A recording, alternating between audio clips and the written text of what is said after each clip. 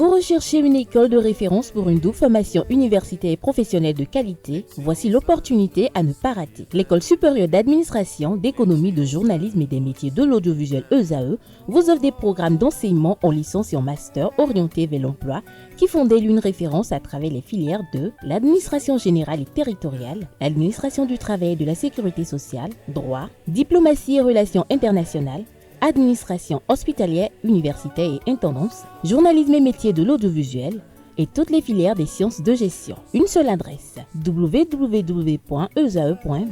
Rendez-vous dès maintenant sur nos campus ESAE Bedjromende au numéro 90 93 65 21 ou au numéro 98 98 14 00. Paracourt sur le numéro 52 46 12 12.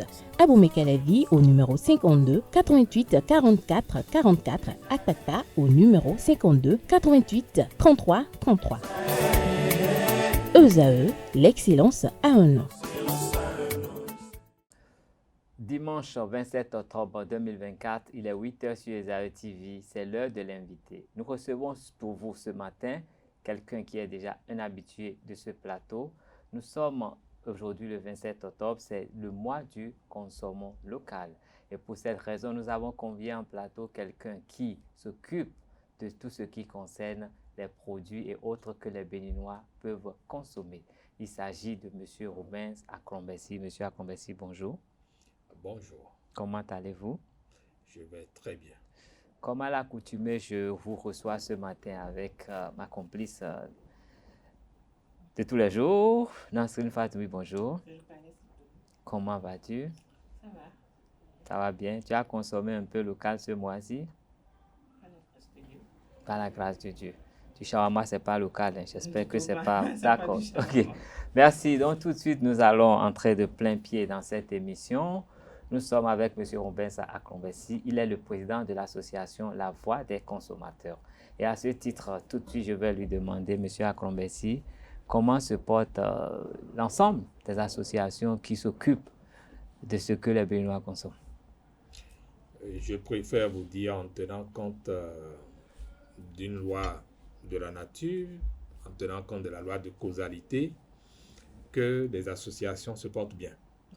Même si on aurait souhaité que les choses soient en mieux. Ok. Actuellement, chaque association essaie quand même d'informer, d'éduquer comme elle peut, de travailler à des conciliations entre consommateurs et fournisseurs. Les associations essayent davantage de se mettre ensemble. Ça ne prend pas encore comme on aurait souhaité.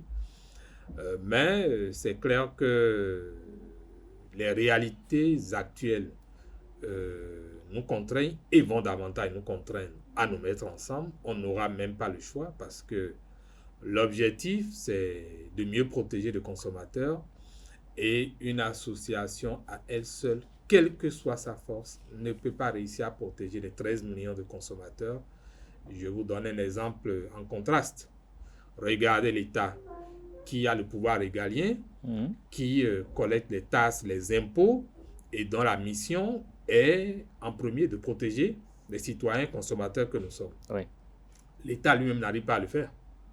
Et pourtant, regardez tous les moyens, regardez les budgets de plus de 3 000 milliards de francs CFA que nous votons, mais les consommateurs se plaignent toujours. Ça veut dire que demander à une seule association de réussir cette mission, combien noble, c'est rêver. D'où la nécessité vraiment que nos fédérations de consommateurs ou d'associations de consommateurs travaillent davantage à renforcer les liens et à améliorer le travail qui se fait. Oui, mais en la matière, vous protégez les consommateurs. Qu'est-ce que les consommateurs doivent faire en retour pour vous aider dans votre mission? Je vais rappeler aussi un autre principe très basique, c'est qu'on ne fait pas le bonheur de quelqu'un contre son gré.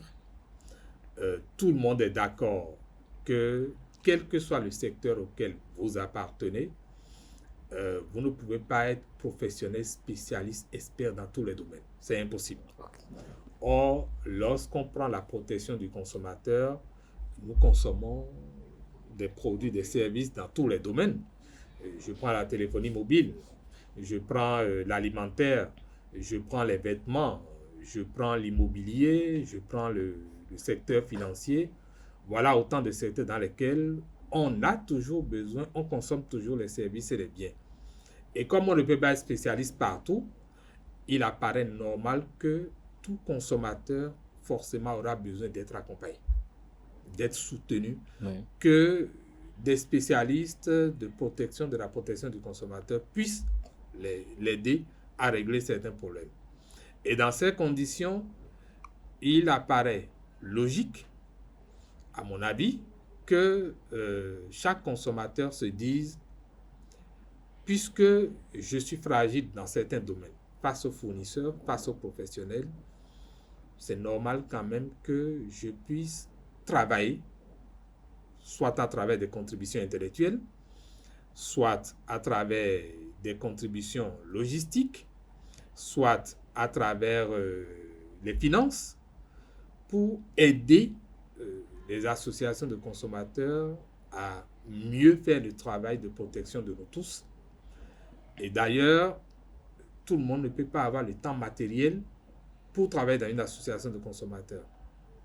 Et donc, du moment où certains sont dans ce sacerdoce-là, il faudra bien que les autres, en back-office, puissent soutenir. Mais il est aussi, quand on parle de soutien, un autre point capital, crucial. C'est que quand on prend les devoirs du consommateur, le consommateur a le devoir d'être averti. Dans quel sens? C'est-à-dire que l'information, il doit la considérer comme quérable. Et doit aller chercher la bonne information partout où besoin se fait, afin que lorsqu'il se retrouve en face du professionnel ou du fournisseur, en l'absence d'une association de consommateurs, qu'il puisse au moins tenter de se défendre.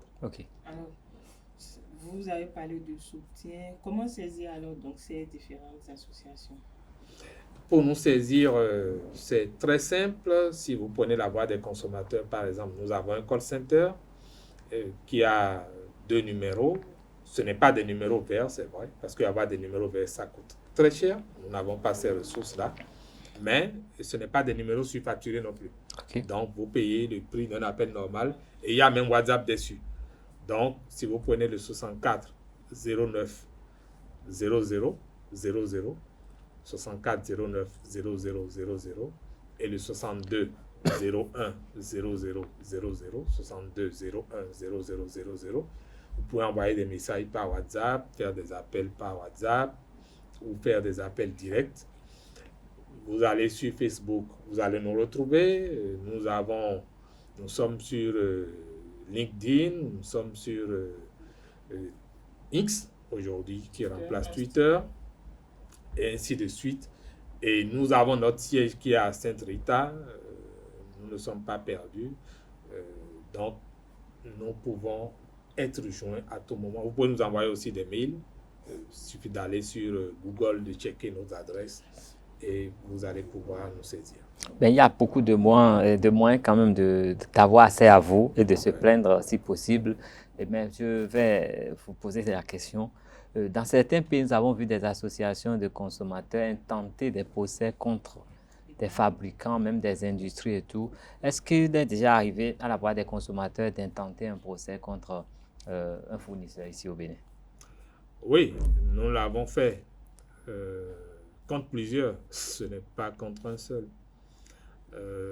Malheureusement, peut-être que nous allons développer davantage de liens avec le système judiciaire parce que entre autres outils ou entre autres partenaires qui doivent accompagner vraiment les associations de consommateurs, outre nos premiers partenaires que constitue la presse, le deuxième partenaire important que nous avons, c'est le système judiciaire.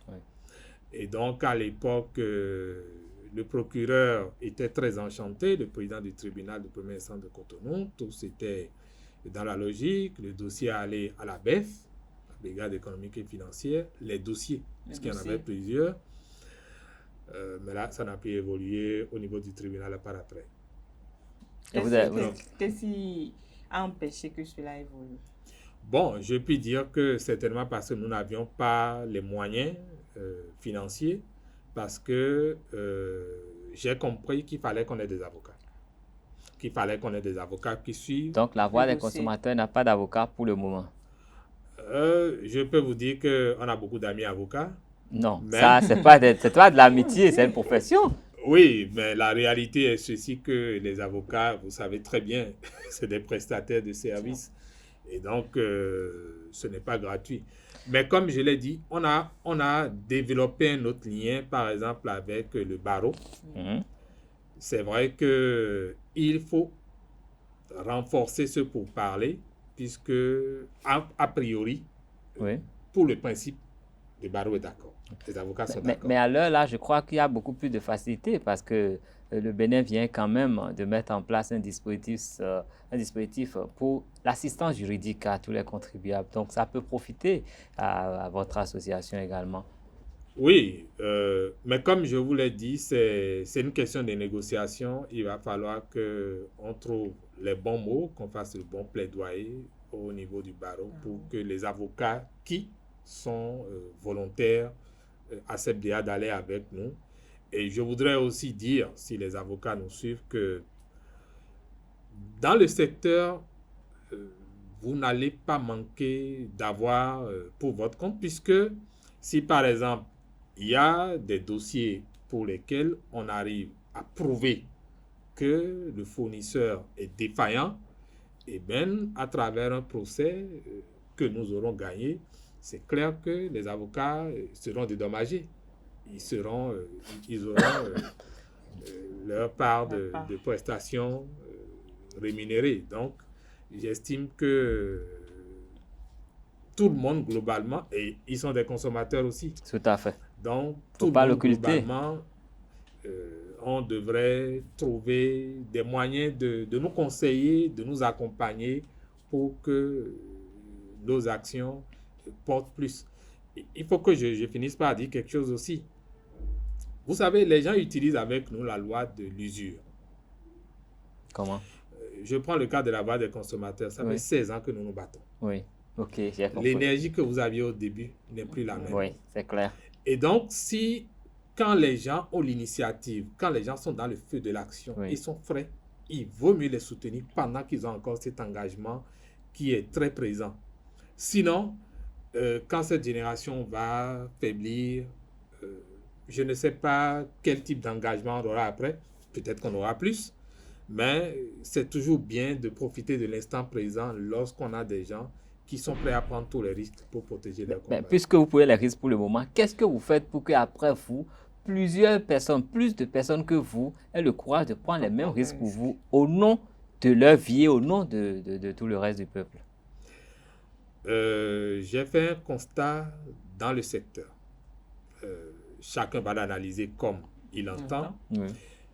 J'ai observé un peu la date de naissance de la plupart des responsables d'associations de consommateurs et des plus téméraires. Et j'ai constaté que c'est des gens qui sont nés pratiquement dans le même mois. Dans le même mois? Dans le même mois. On peut le savoir? Je ne vous dirai pas plus. Mais en fait, pour moi, ce n'est pas perdu. C'est le mois de novembre. Bientôt, nous allons couper un gâteau. Certainement. Et donc, vous comprenez, c'est des gens qui naturellement sont portés vers l'assistance à autrui et qui sont prêts à des risques que d'autres ne prendraient pas. Et vous savez, nous, on ne perçoit pas le risque. Pendant que tout le monde dit, mais qu'est-ce que vous faites comme ça? Vous prenez des risques. Nous, on ne perçoit pas. Donc, si ce n'est pas naturel en vous, si ce n'est pas dans votre génome, on ne peut pas aller éduquer quelqu'un à être courageux, à être téméraire. Non. C'est quelque part dans les veines. Ok, c'est important de savoir tout ça. Mais là, nous sommes en plein mois d'octobre. Dans 4 jours, le mois est fini.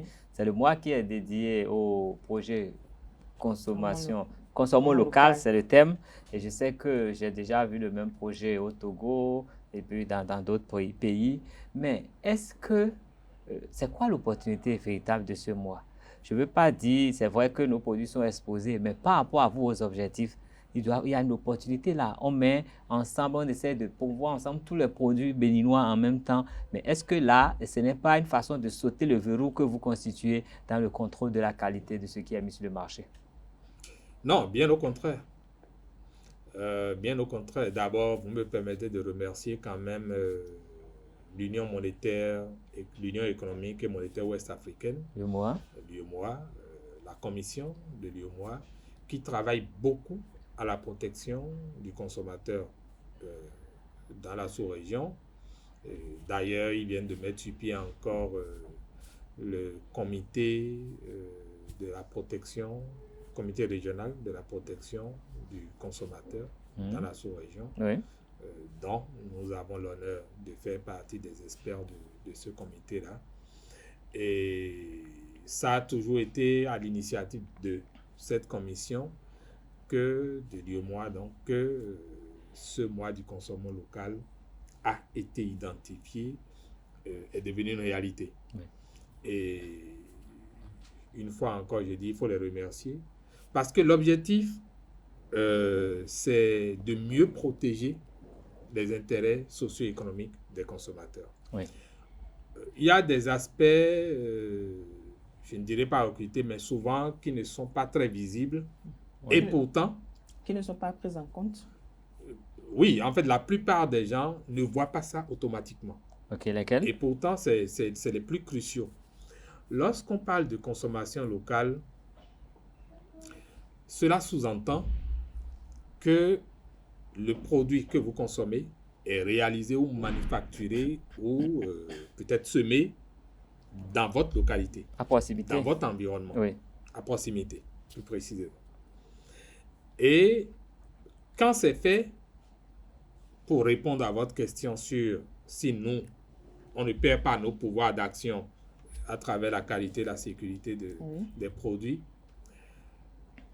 c'est plus facile pour moi d'aller faire la veille, d'enquêter sur ce qui est à quelques kilomètres, plutôt que d'aller chercher à savoir ce qui est à 6 000 ou à 10 000 kilomètres. Ok. C'est chez moi. Non, c'est logique d'ailleurs. Parce que là-bas, il faudra que j'ai les frais de séjour. Il faudra que Les papiers je pour puisse entrer avoir- là-bas. Oui, ça déjà, même si ce n'est pas très compliqué pour nous. Et il faut qu'arrivé là-bas, tu puisses développer les réseaux pour enquêter. Donc, c'est plus compliqué. Tandis que ici, chez nous, Oui. nous avons plus de marge de manœuvre pour aller faire les enquêtes, chercher l'information, nous rapprocher de ceux qui produisent et conseiller même pour l'amélioration de la qualité, suivre avec eux. Donc, c'est plus facile pour nous de faire le suivi quant à ce qui concerne la sécurité et la qualité. Notre sécurité, Ouais. donc, et la qualité des produits. Mais allez-y. Le deuxième aspect, c'est que lorsque on produit localement, Oui. c'est notre tissu économique qui est en train d'être boosté. Puisque nos jeunes diplômés sans emploi, nos jeunes qui ont des compétences, qui ont de l'expertise dans plusieurs secteurs et qui n'ont pas la chance de pouvoir mettre en œuvre, de pouvoir expérimenter lorsqu'un chef d'entreprise prend le risque d'investir, de s'y mettre, ces jeunes ont la possibilité de mettre leur expertise, leurs compétences en exergue à travers ces entreprises.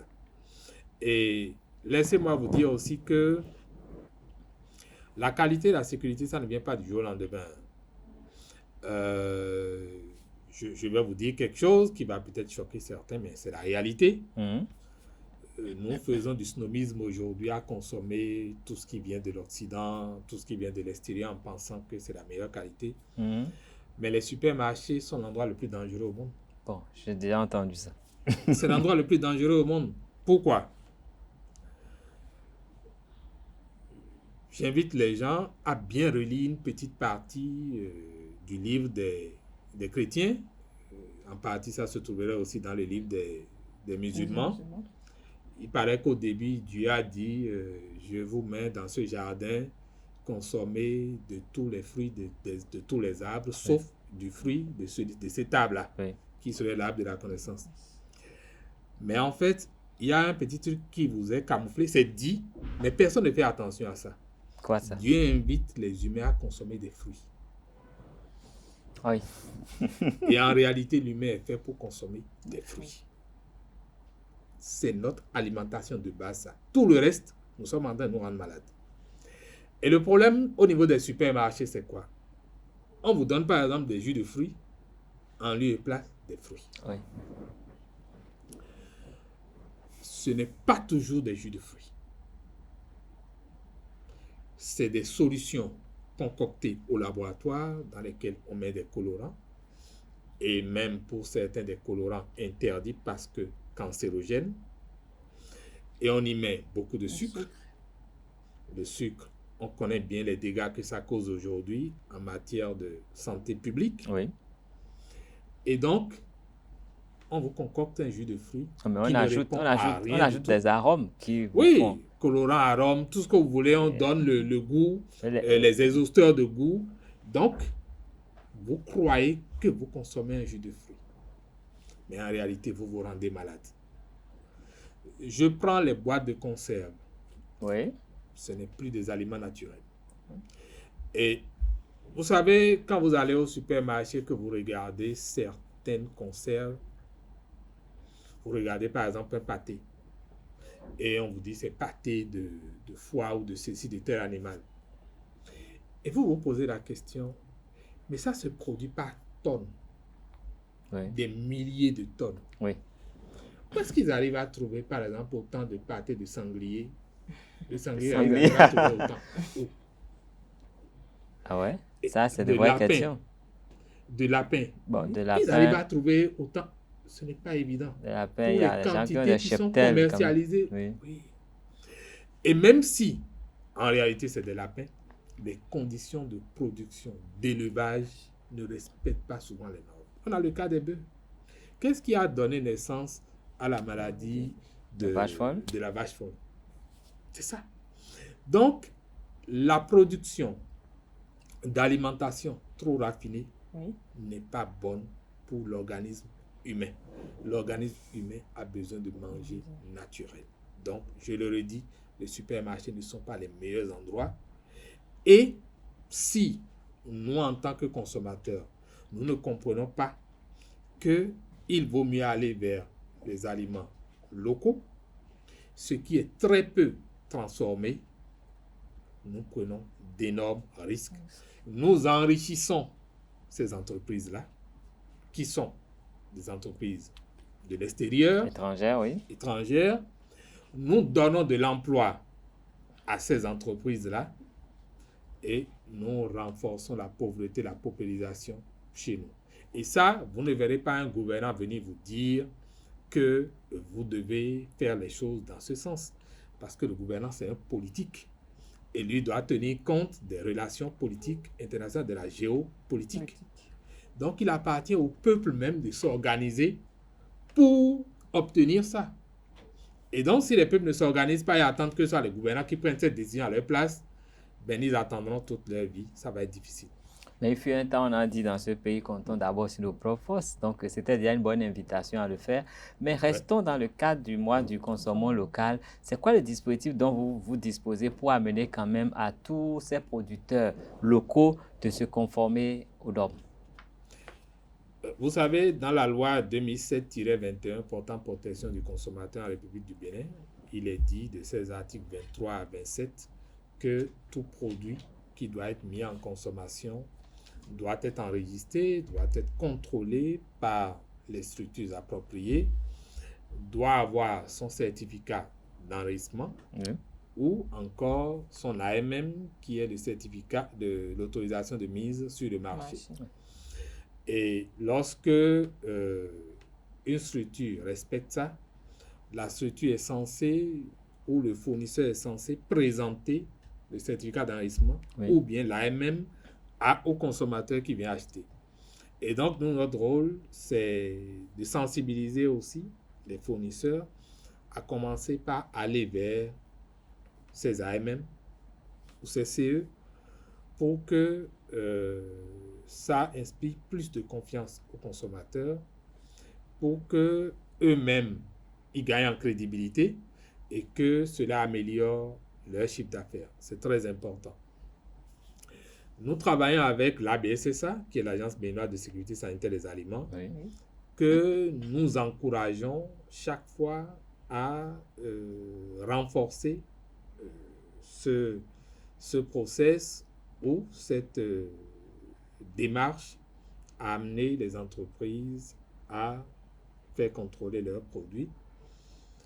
Ce qui est très important parce que il faut que je le précise aussi, Oui. au niveau de l'ABSSA, Oui. par exemple, pour les produits agroalimentaires, le coût de l'obtention du CE ou de l'AMM Oui. est un peu onéreux pour les entreprises.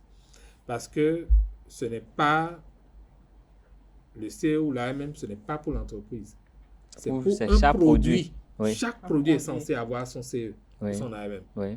Donc, vous voyez, si une entreprise produit beaucoup, Est-ce qu'on peut avoir plusieurs gammes. une estimation de ce qu'il faut pour avoir le CE pour un produit? Bon, je ne connais pas le coût actuel, mais Oui. je sais qu'à l'époque, ça allait jusqu'à 200 000 D'accord. Pour un seul par produit. produit. Oui. Donc, Et il ça y a forcément des démarches avant même de payer ce Oui, qu'il bon, faut c'est pour y des arriver. formalités. Et puis, effectivement, l'entreprise doit passer à la conformité par rapport aux normes. Oui. Et ça, c'est de l'investissement. Je Oui. prends par exemple simplement, si vous avez un local de production agroalimentaire, Oui. ça doit être carrelé. Vous devez C'est une avoir... exigence. Oui, c'est une exigence. Oui. Parce que le carreau isole plus Les algues. Oui. les gemmes bactériologiques plutôt qu'un mur Oui. ordinaire. Surtout s'il y a de l'eau. Hein. Voilà. Il y a des kits. Oui, partout, il faut s'imaginer toujours Il y a de que l'eau. l'humidité peut venir de partout. Oui. Et donc, les carreaux sont plus isolateurs. OK. Vous avez la question des kits, les vêtements Oui, oui. qu'il faut porter, donc Par les chapeaux, employés les qui... masques, Oui, oui. les chaussures, les bottes et tout.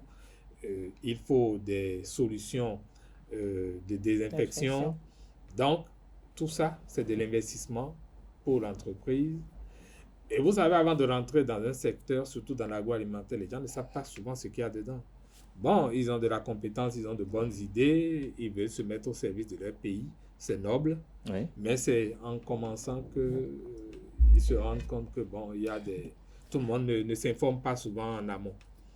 Donc, nous estimons que c'est important qu'on continue de travailler à cela et qu'on sensibilise le consommateur lui-même à réclamer. Et ça, je profite de votre tribune pour inviter les consommateurs à réclamer les CE et les AMM.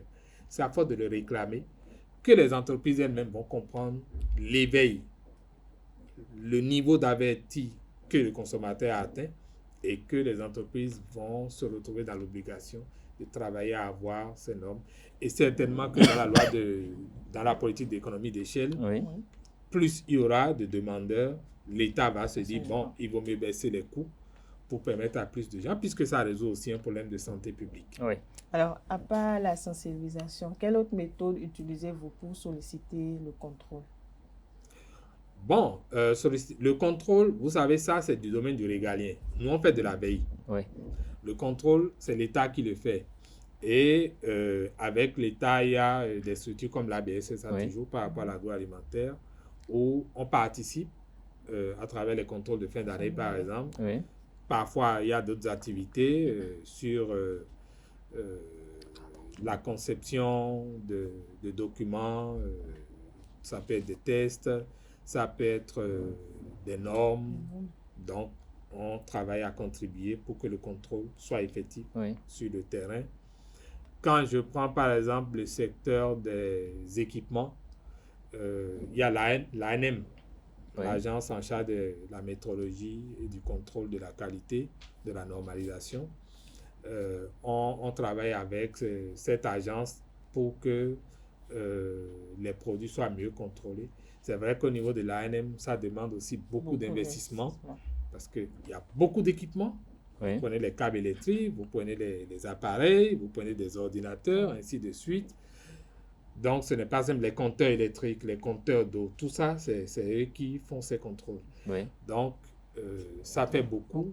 Et donc, nous, on les incite souvent à le faire. On encourage les consommateurs lorsqu'ils ont des problèmes.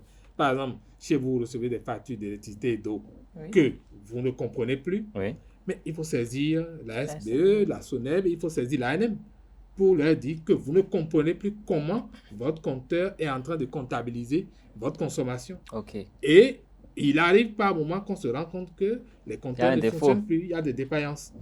Et là, ça vous permet d'éviter d'être taxé ou surfacturé. Non, mais est-ce que la détention de l'AMM ou du CE garantit la qualité du produit? Je peux me conformer, avoir tous les papiers, mais est-ce que ça veut dire que dans la pratique, tu as forcément bien respecté tout ça? Bon, ce n'est pas un chèque en blanc. OK. Cependant, c'est un grand progrès. Parce que, vous savez, ça amène l'État à se sentir plus responsable. C'est l'État qui délivre les CE et l'AMM. OK. Et à partir du moment où l'État l'a délivré, si jamais un consommateur va payer un produit qui se trouve être défaillant, c'est l'État qui répond. OK.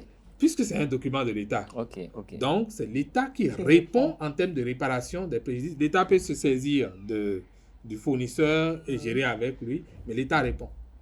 Donc, cette obligation que l'État a, à partir du moment où il a délivré le CE ou l'AMM, l'amène à faire plus de contrôle. Alors, avant de finir cet entretien, moi j'ai quand même envie de vous demander que faut-il faire pour que les produits béninois soient aux normes? Pour que les produits béninois soient aux normes, je crois qu'il faut travailler beaucoup à l'information, à l'éducation, au renforcement des capacités des entrepreneurs. Et à ce propos, je vais rappeler aux entrepreneurs un principe que ceux qui ont fait du marketing savent, mais tous les entrepreneurs ne sont pas forcément spécialistes du marketing. C'est la politique des 5 P. Oui. C'est-à-dire qu'il faut déjà que l'entrepreneur se dise mon produit doit être de qualité. Lorsque il est présenté, ça doit être accrocheur. Oui. Lorsque les gens l'ont consommé, ils doivent témoigner que mon produit, il répond à des normes. Il satisfait à des attentes. Oui. Donc, c'est très important. Le prix, les gens doivent y travailler. Et à cela, je les invite souvent à travailler ensemble. Une seule entreprise produit un produit. Elles ne sont pas de taille à être concurrentielles. Oui. Et il y a la promotion commerciale. Plus elles parleront du produit, plus elles organiseront des activités autour des produits, plus ces genres de foires vont se développer, pas juste des foires pour un mois. Pourquoi pas des foires que nous-mêmes en interne nous organisons sur 6 mois? Parce que on estime, ça peut être espacé, on fait un mois, on fait peut-être 15 jours, après on fait encore un autre mois ou un mois, ainsi de suite, pour que ça couvre bien l'année et que ça amène les populations à mieux découvrir les produits, à mieux découvrir les efforts que font ces entrepreneurs. Il y a le positionnement. Oui. Comment est-ce que ces produits sont rapprochés des clients, des consommateurs. Oui. Et il y a le personnel qu'on doit former, bien former pour qu'ils aient les compétences, qu'ils comprennent. Quand je prends l'agroalimentaire, ne serait-ce que la démarche HACCP, oui, qui permet aux gens déjà de savoir que même si nous n'avons pas les moyens d'aller faire les normes, oui, d'aller faire des certifications ISO, mais au moins quand on vient chez nous et qu'on fait les contrôles, le fait de respecter cette démarche HACCP, ça fait que les gens se disent « Ah, cette entreprise fait du progrès ». Et donc nous, c'est un outil de témoignage qui peut faire que nous, on peut dire « Ah, les fournisseurs sont en train de s'améliorer ». Nous encourageons vraiment les consommateurs à aller vers eux.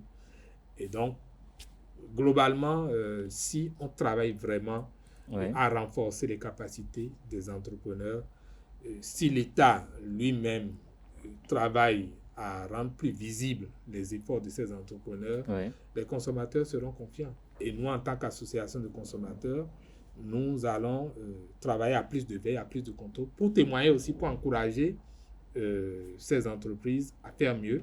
parce que nous comptons plus sur ces entreprises locales que sur les entreprises d'ailleurs. Qui sont loin que vous ne pouvez pas contrôler. Oui, mais c'est vrai que nous sommes en train de sortir du mois d'octobre, mais bientôt nous allons acheter beaucoup de produits au son des cloches. La promotion de fin d'année, il y en aura partout. Mais quels sont les dispositifs que vous mettez en place pour que votre veille soit efficace en ce qui concerne cette masse de produits qui se déversent et qui se consomment à volo, je dirais?